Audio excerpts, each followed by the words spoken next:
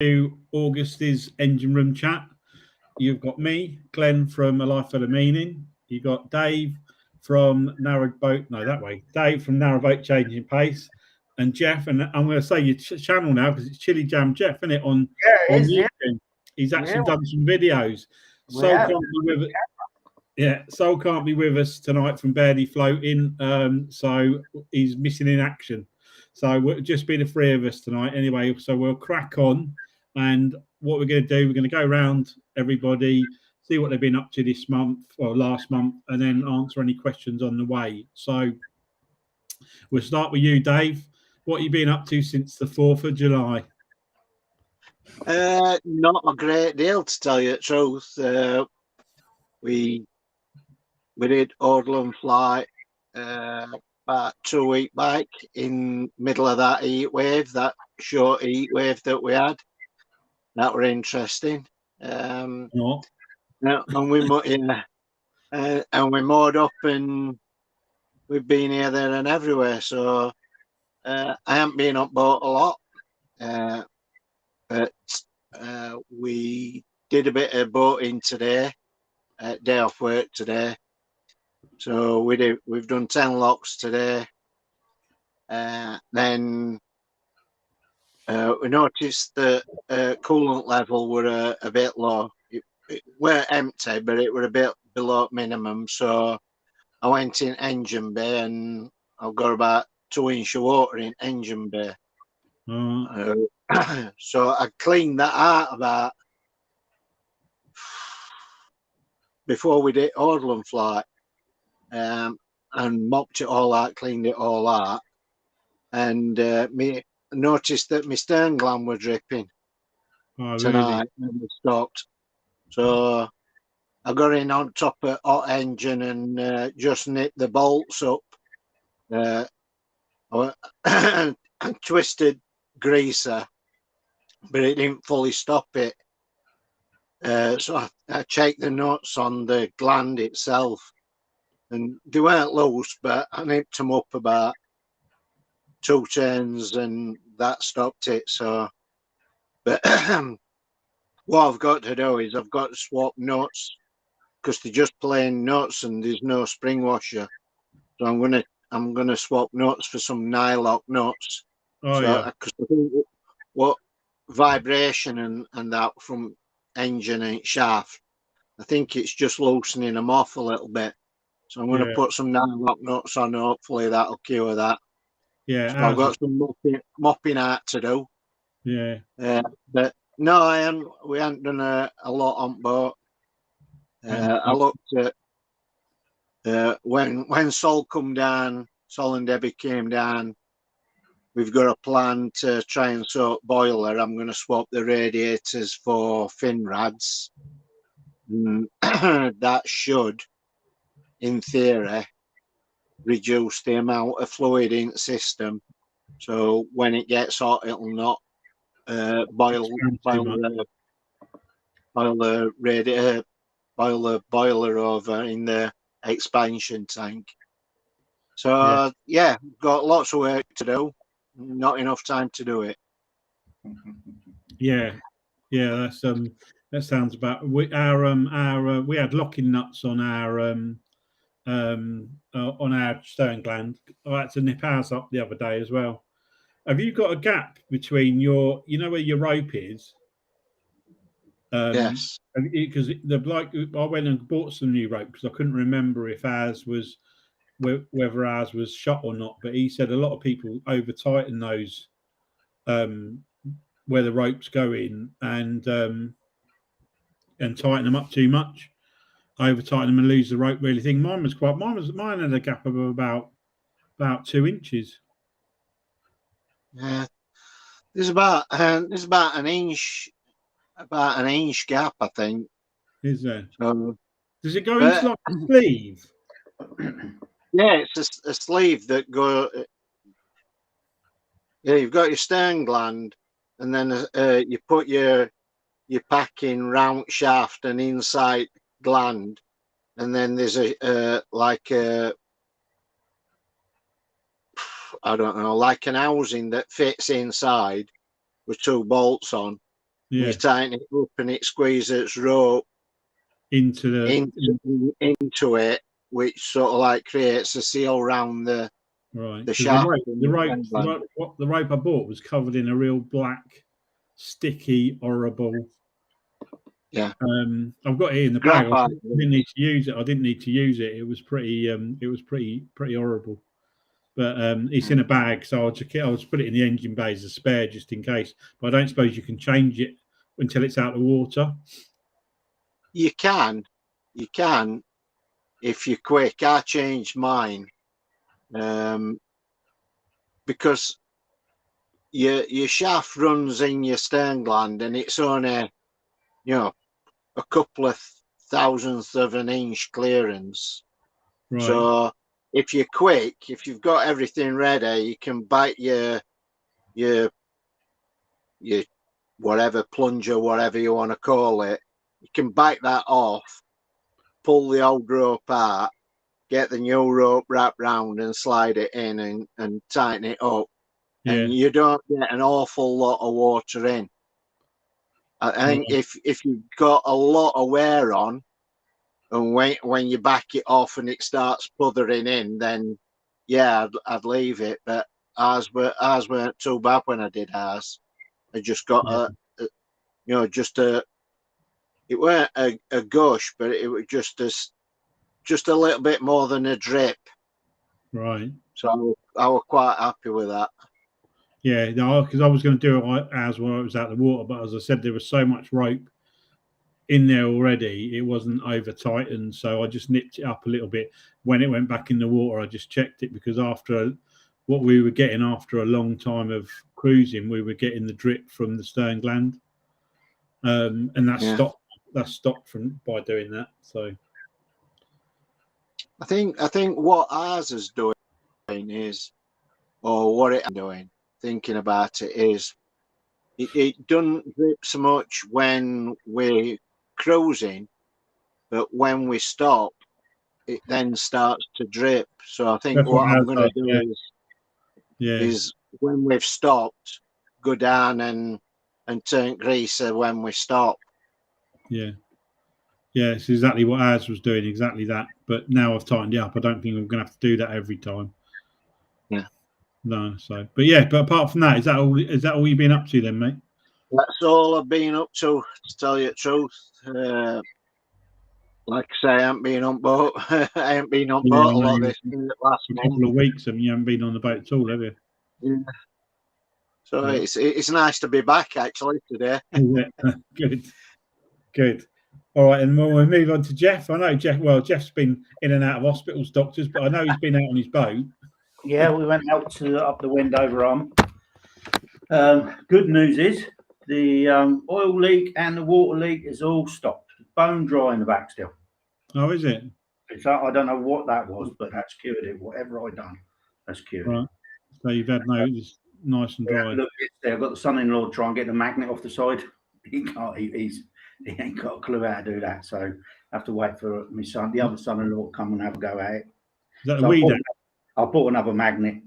I have to leave that. The weed actually on side of the boat. It's what it is. When I've done the heater plugs, I dropped a 10mm spanner down the side of the engine in the bottom. I could see it, and instead of using my claw, I got to pick it up. I thought I'll just drop the magnet down there and pick the spanner up. Well, as I dropped it down the side of the engine and the side of the boat, it then decided that it wanted to click to the side of the boat. So you can't pull it because you've only got about that much gap to get your hand in to pull it. Right. Knock it with a screwdriver. So my plan was, something look could do it, is put a ratchet strap hook round it and pull it backwards, but he can't even get to it. So really? I'll put another magnet for now. Have you? Yeah. What else have I been up to? I did. I meant to tell you, when I changed the filters and everything on the boat, when I got it running again after I'd done it, I just happened to be observant like I normally am, looking at, make sure everything. I noticed that the prop shaft bolts was all loose. Luckily, I spotted that as it was turning on tick over, because they drag around, don't they, with the engine drag. Yeah. That. And you could see the nuts spinning as they going round. Out of the four, there was 3 all loose. So I tightened them up the other day. I'm just making a net to go across the back doors because when we cruise with the doors shut, especially in locks, we shut the doors and dogs whinge because they can't see you.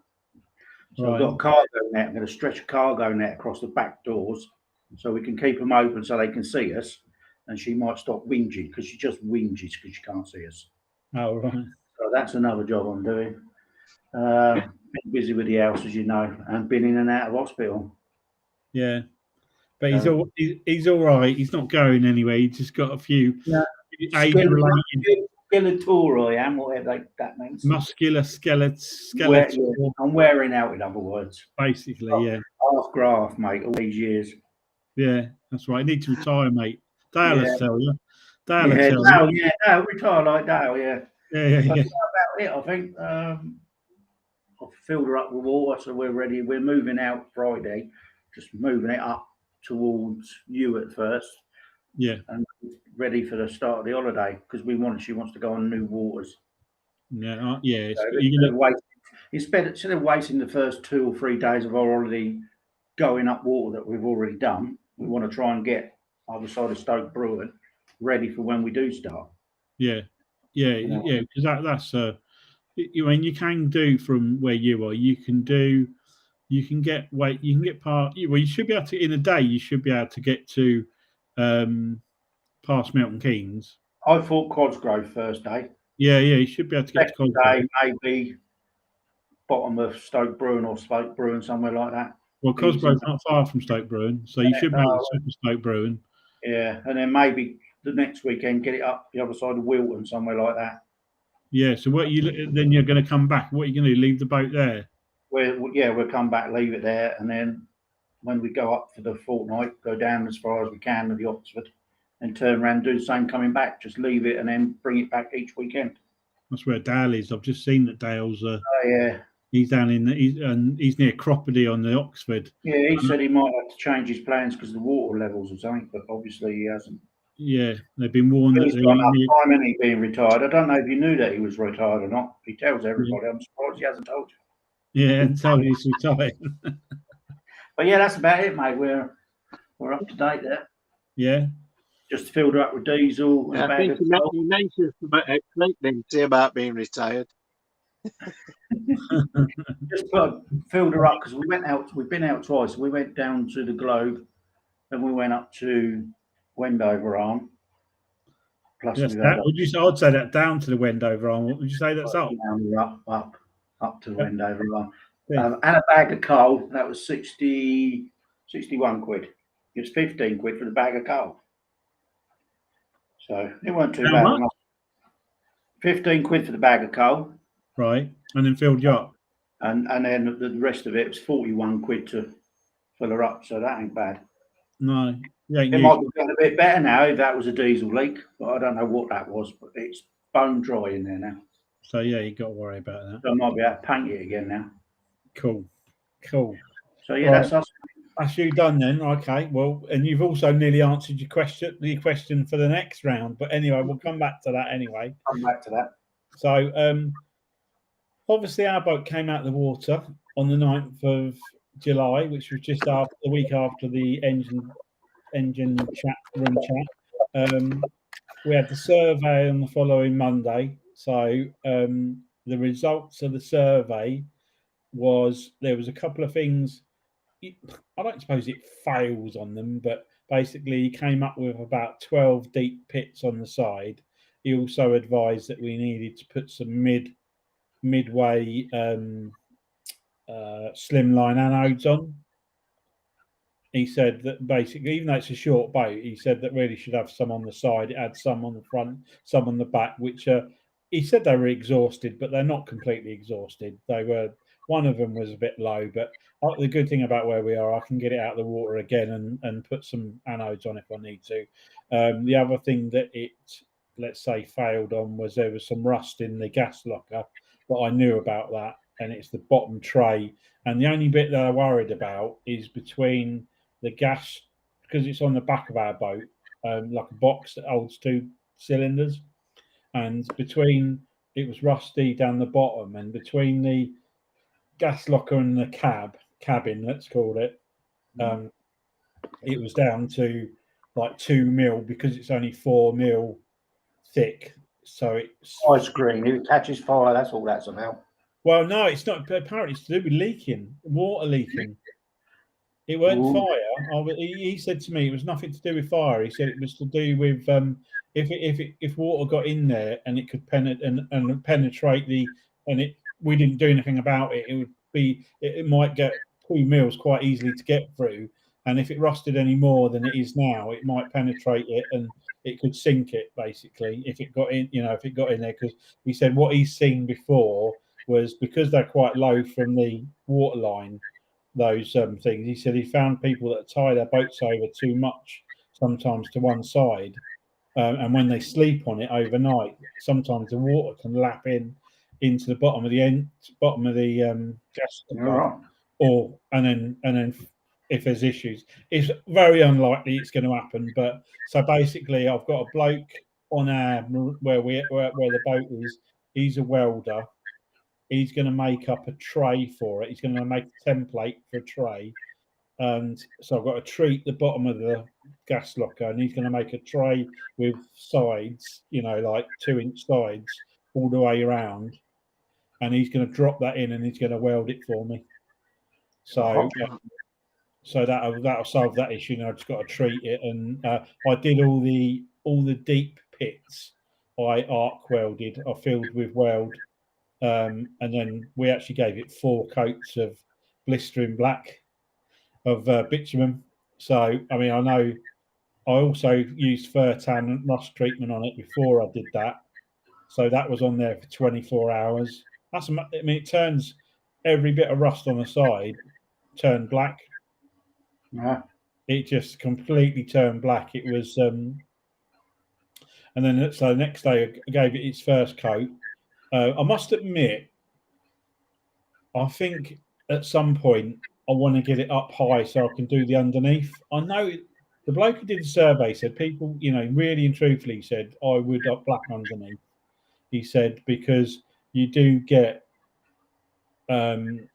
things in the canal for getting the oxygen that can give you big deep pits on the bottom. It's only an 8 mil bottom as well. It's a livable boat hull and it's an 864. So he said there was a couple of pits on the edges of the bottom which were 2 mil, but he said they were within the tolerance, so that was fine. But he said it would be an idea to get them filled at some point, but obviously I couldn't do them because I only had foot. It was only a foot off the ground, so it was just it'd have to go up. It'd have to be craned out if I wanted to do the bottom. It'd have to be put up on on a. They tend to put them on like a when they're craned out. They have like a big stand, don't they?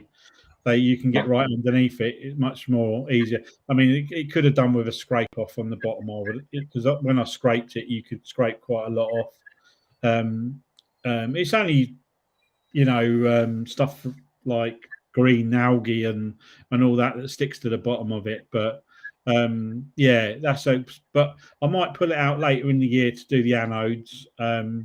But seeing as it's been 6 years and that's the worst that's happened to it. With 4 coats of bitumen, it should be all right for a while. It came up all right. I mean, bitumen's, I think you said it last time. I think we were talking about it. Getting it off is a freaking nightmare. As soon as you put any sort of heat to it, it just gets messy. It just went everywhere. And I tried a wheel. I tried scraping it. I tried. I got one side came up better than the other. It was just easier. But then someone said to me, actually, Charlie, who came down and gave me a hand, he said that it's worth on the old stuff is using thinners or a heat gun and scraping. No, he said thinners waters it down, makes it go soft. Makes it go soft, and you can almost repaint it on. It's very messy, though. Again, it's going to be really messy and time consuming, I would have thought. But it's only on above the waterline. The top section that on most boats, when you see people have painted them, they tend to be patchy. Do you know what I mean? They tend to be. It's not a smooth finish. You can see where it's come off before, or people have scraped it up before. So you end up with not a flat surface, you end up with a surface that's got old bitumen on it, and you just can't get the bloody stuff off. So, or he said heat, obviously with a heat, like you used to use an old gas heat thing to scrape it off. But Either that or shot blast in it. would that get it off? Yeah. Yeah, That'll get it. right down to the metal. Yeah. Well, there's no heat involved in that, so it just don't get messy. It just blasts it off. It's just No, high just pressure. blast it. They use nuts, or they still use sand. Some do, some don't use sand because the sand's got silicon in it or something. So they use nuts. That's organic, isn't it? Yeah, that gets straight back. Yeah. So that's that. So it's back. She's back in the water now. We went out on her for a couple of days. Obviously, I said to you earlier, I adjusted up the stern gland while I was there. I mean, the actual blacking part of it, apart from taking a bit of time, it was. I think in total it was about 90 quid. So it was for nothing really, and I think it's a bit of a satisfaction doing it yourself. But I must admit, I don't know if I'd do it again. To be honest with you, it's when you work out, I had to have a week off work. I had to. I spent, and I picked a hot week, so I came home every day, absolutely filthy. Literally, you'd stand in the shower and it'd be black in the bottom of the in the thing. So yeah, I'm not sure I'll rush to do it again. Put it that way. We'll see. I mean, once you've done it once properly, I suppose once you know how you've done it, but easier just to take it out and slap a couple of coats on it. And where I am, I can do it every year, or it's no major cost. So for the sake of, I mean, if it was just giving it another coat or just a quick jet wash and another coat, it probably gets easier, if you know what I mean. If you leave it and you've got loads of rust to deal with. But yeah, she's looking a lot better. I fixed the wood at the front of her. I've painted round the back. I took the buttons off and gave them a jet wash out. Got all the mildew and all that lot out. So no moss. It was full of moss. So yeah, I think it's coming up. It's looking a lot better on the outside than it did. So I'm quite pleased with that. So I won't go on about that because that's all I've done. Oh, the only other thing I've got an issue with is my ignition. My ignition. I thought it was the battery that was flat, but it's the ignition. The ignition. It's only a Lucas key, isn't it? You got? Yeah, it's only a preheater. Yeah, just like a funny blade key. The Lucas key, it's called. Yeah, what do you mean? Like a barrel up everywhere.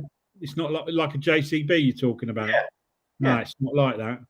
It's not like that. No, it's got an actual. It's actually got a like a key. It's got an actual pattern to it. Yeah, right. But what happens is you go in and it preheats and then you turn it nothing, and then you wiggle around the key for quite a bit, and then all of a sudden, because there's always a delay in it starting anyway, and then it fires up. And I thought it was a flat battery first of all, so we jumped it, and obviously the extra battery power obviously made the connection, but I think it's just worn on the back of the. It's because it's open to the elements a little bit because it's in a box, on the outside of the boat. It's what? Surprised you ain't took it to bits and fixed it. I haven't. Yeah, I just haven't had a chance, but I'm hoping to get it done next time. When we go out in August, I'm gonna strip it down, have a look, and see if I can fix it. If not, I'm just gonna order a new one. It won't be a lot of money. No, well, they're not the preheater ones though. Just getting the right terminals on the back, and making sure it's got enough. It should be fairly. I mean, it only literally does the preheating, and so that's got to be done because obviously that's a pain. And fiddling around with the key every time you want to start it is rubbish. So what I'll do, I'm just going to say hello to a few people on the thing. Dale said he said nothing about retiring, Jeff. So don't worry. No, he didn't say nothing about that. Work. Yeah, he said. I'm just trying to get to his. I don't know how to get to his. Where's he down here? There we go. Let me just. he said, so how far? Oh, here we go. Let's just show it. This is Dale's question. He said, so how far up are you going? Are you going to come down to South Oxford to the Upper River Thames? It's wonderful, and getting Thames is wonderful, and getting to Lechlade is well worth the effort. We nearly didn't come back, even inquired about a mooring. So yeah, I don't know. Are you going to go that way, Jeff? We're going down that way. It depends. We're in no rush. We've got a fortnight, so whatever happens. Yeah, it's not too bad down there. And then Jack Bayer said, "How are we coping with the heat on the narrowboat?" No problem. Yeah, yeah. How do you get on? Yeah. Windows open, fan on.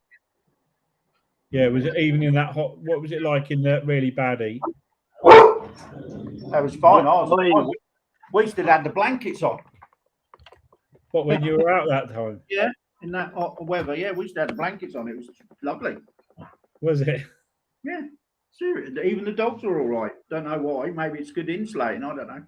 Yeah. And no problem. Oh, that's all right. And Dave, did you suffer a bit? Lou just sat with windows open and doors open, and there were a bit of a breeze coming through boat, so it were hot, but not too bad, not overpowering. Yeah. Yeah, we I think obviously as long as there's a bit of a breeze, it's not too bad. It's when it's really hot and there's no breeze that. But we've got a fan, so if there's no breeze, we just put fan on and creates a bit of moving air. Hot air moving about. Yeah. But yeah, so not too bad. I mean, we went out on our boat, but not when it was really hot. But so we didn't suffer at all. So Anthony and Paul from what's that channel called? That's really bad, isn't it? I only remembered it the other day as well. Narrowboat Life Unlocked. Sorry, Paul and Anthony. Glad. It went out of my head, but he said evening, gents, from Paul and Anthony at Bogsworth Basin. So they obviously moved off the mooring today or yesterday. No, it must have been today, where we went and saw them. So yeah, hello to you too. Great picnic yesterday, guys. It was, Jeff. It was a shame you couldn't make it, mate. Yeah, I would have liked to come, but I didn't want to get up there and have to go to bloody A&E or anything. So. Yeah, no, not why you're a bit miles away from bloody home then, wouldn't I?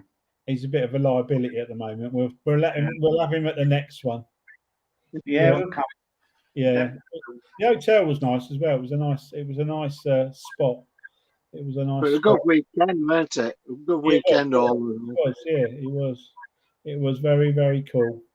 And yet another canal adventure. We collected our boat this morning after having it blacked. We have talked about doing it ourselves, but decided against it. I don't blame you. It's a thing of the time for us. It's a thing of time for me as well.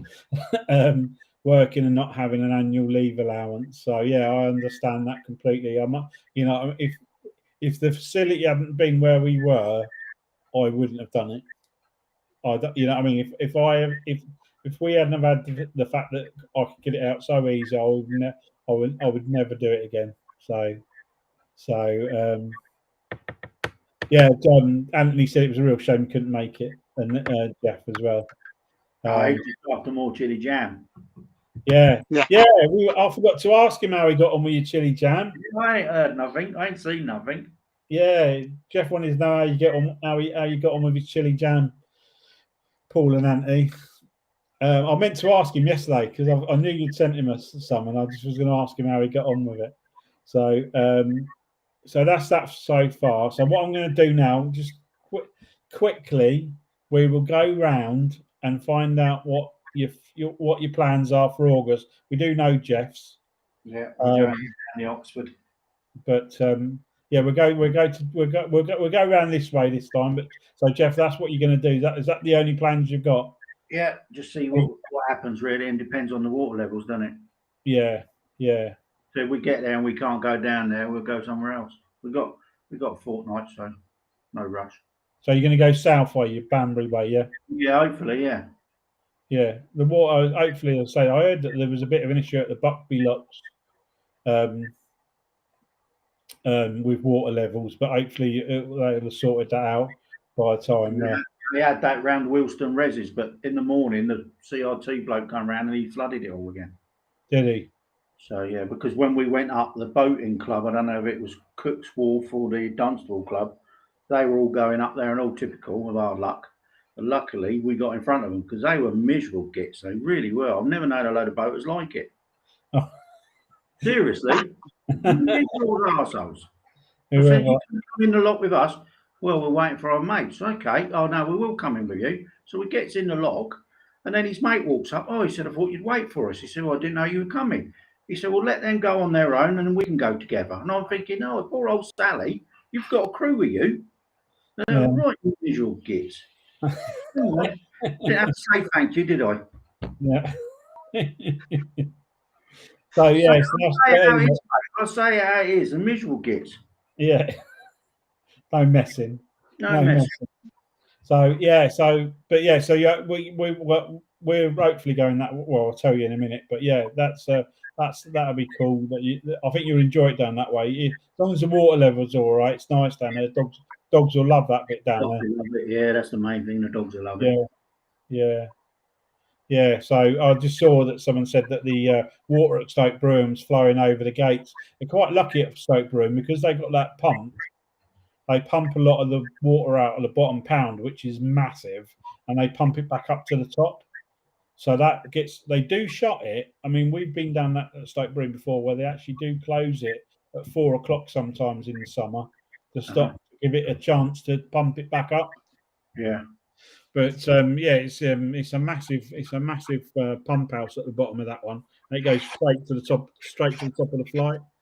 So it just pumps the water back up. So I'm sure we'll be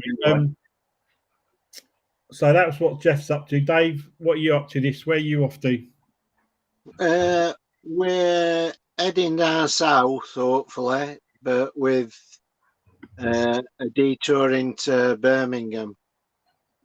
We want to do catch one of the Silver Propeller Challenge places that we missed last year when we did Birmingham, up to Norton Keynes. So we had a look earlier to see if there were any stoppages, and there don't seem to be any stoppages. So I think we're about 10 hours travel time from Bomber Wolverhampton flight. So depending on how we feel and on what it's like on here, we'll get there when we get there. So how far south are you thinking of going? All the way down to Kennet and Avon. Okay, yeah, right. So right down to what, through, did you say on the Grand Union or? It depends, because there's a couple of Silver Propeller Challenge places on way down, but so I think we sort of like go down, loop back up, and go to another and loop back over. So we sort of like backtrack ourselves, but we haven't got any solid plans which way we're going yet, and it all depends on stoppages down there. Yeah. So, but as ultimate aim is to get down onto Kennet and Avon. We've been trying to do it for a couple of years, and things have conspired against us. So, have you ever been down there before? No, we've never been below Northampton, to tell you the truth. Right. So, we might go down South Oxford. I don't know. It all depends on stoppages, and then obviously later on in the year it's winter stoppages, so yeah, of course, yeah. We'll have to take them into consideration. But we're not in a mad rush to get anywhere. But that's the plan. Bob into Birmingham, and then head down south. How will that? How do you do that with work? Do you just travel? Will you just travel? Yeah, I'll just travel at weekends like I do now. finish work on Friday, travel back to boat, have weekend on boat, and then travel back Monday morning. Louise is saying Bristol. I was going to say that's a trek to get back to Sheffield from Bristol. Yeah, it's all right, no problem. Yeah. It's not like I'm doing. It's not like I'm doing it every day. No. It's it's a weekend away for me every weekend. Yeah. I've got some holidays from work, so I want to have a week off and catch up with some jobs on boat that I want doing, and then maybe have another week where I can have a full week's boating. But nothing's set in stone, and we're quite easy going. And if we like where we are, we'll stop for a couple of weeks. If we don't, we move on. So the shop is a bit difficult because at Shelf you can't always. It's not like a lot of canals where you can just sort of like go, oh, this looks a nice spot and moor up. Yeah. Because workshop is Shelf, you're sort of like stuck a foot or a more off from edge. Yeah. And when anything goes past, you just bang into it. So Shrop is I won't say it's one of his favourite canals, but it's a route that takes us where we want to go. So Dave, Dale's got some advice for you. I'm going to pop it up. what's that? I can't read it, mate. You need to retire, No. Dave. And so I'll show you what. I'll tell you what Louise said. Don't, Dale. He can't wait. Yeah, I'm counting years. I've got 8 years. How long? How many? 8 years till I retire. 8. 8 years. Yeah, 67 when I retire. You got to do the full stretch, Dave. Can you not chop it off to 65? Yeah. Or? No, I've got to do it full 67. Cool, that sounds unfortunately. That sounds a long way. That sounds like I think it's a lot better than 18, though, isn't it? 10 minutes time will do me. So yeah, so that'd be great. It'd be good to have that down our way anyway. So that would be a cool little trip for you. Like I said, we aren't sort of like set in stone which way we're going and that. So we might end up coming past you guys. Yeah, definitely. If we don't, we'll get your own way back. Yeah, one way or another. Yeah.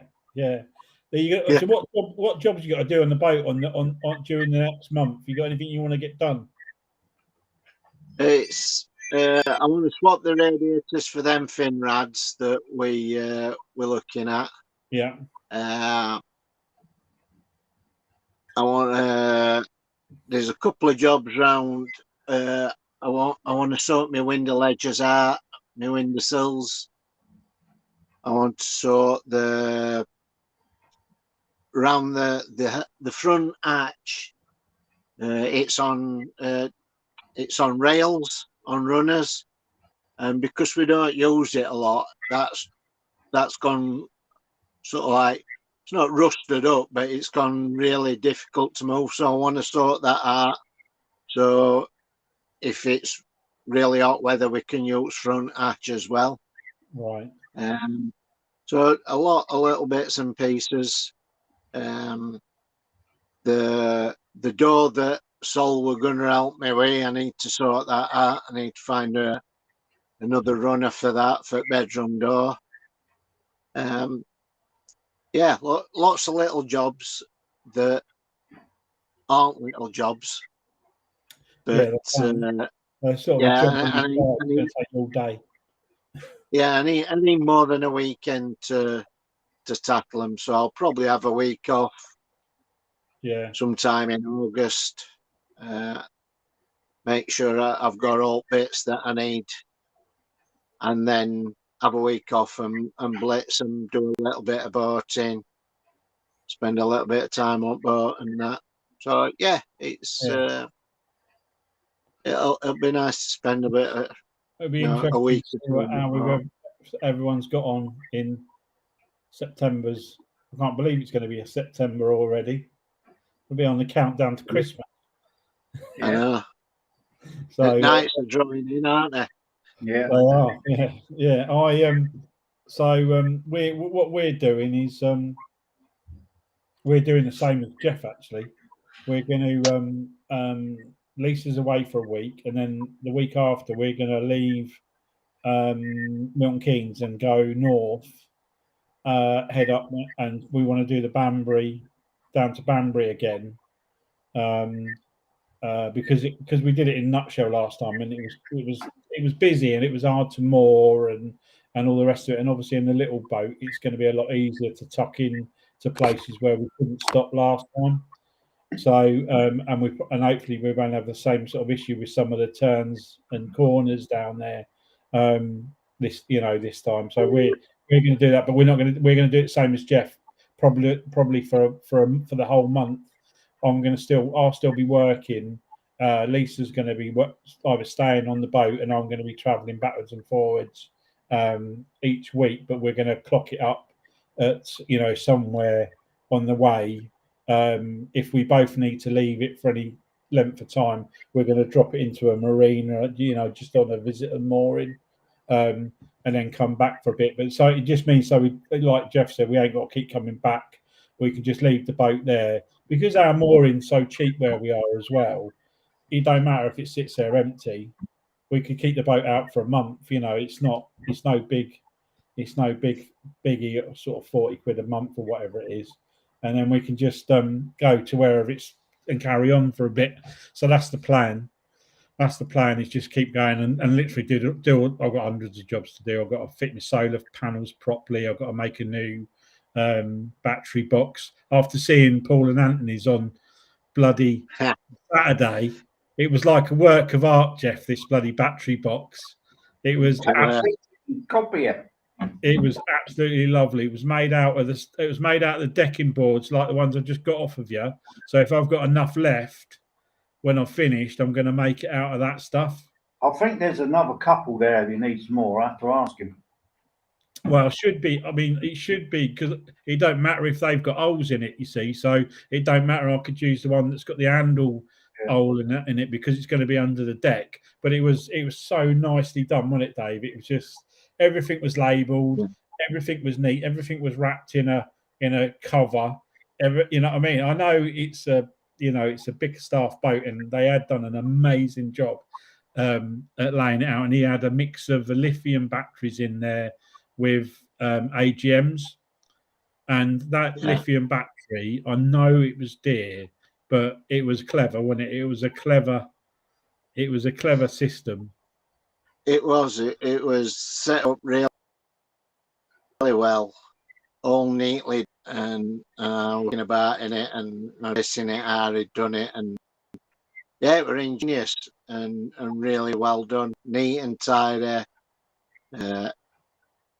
I were well impressed. Yeah, even though Dave had to get all the screws out of it, I put them back, but Dave got them out. And trying to get the screws, he dropped his socket in there, didn't you, mate? Okay, yeah. He lost the socket in the little socket. But it was. I mean, you could have. You could eat your dinner out of that engine bay. I've got Vitus engine in it, and it were mint, weren't it? It was absolutely, and his weed hatch as well. Oh yeah, that was ingenious. So that weed hatch is, I mean, it's massive. I mean, Saul said he thought Paul was going to disappear down it, because it's got like a cover that lifts up, and it's got water in it permanently. And then down the bottom, it's just got what did you call that plate? Cavitation plate. Just the cavitation plate, which is literally just above the propeller. Yeah. So you just lift that up. You got to unlock the cavitation plate, but it's not got to be mega tight anyway because of where it is. It doesn't matter. It's so far down the chute, and then you just lift that out of the way, and it's really light, and you get straight to the prop. But it's so much not like a weed hatch. It's so big you can literally put your body down the front of it. Saul thought he was going to disappear out underneath and swim out from the boat. Like a wave, weren't it? It were massive. Yeah, it was. But the thing is, it was just like a metal hatch on hinges. Right. So you just lifted it up out of the way, and just so easy, and no deck boards to move, just straight, because their boat's a cruiser deck, but you just go straight down the weed hatch. It was a very yes, pallet. Someone chat called pallet hand said it was a scuba access.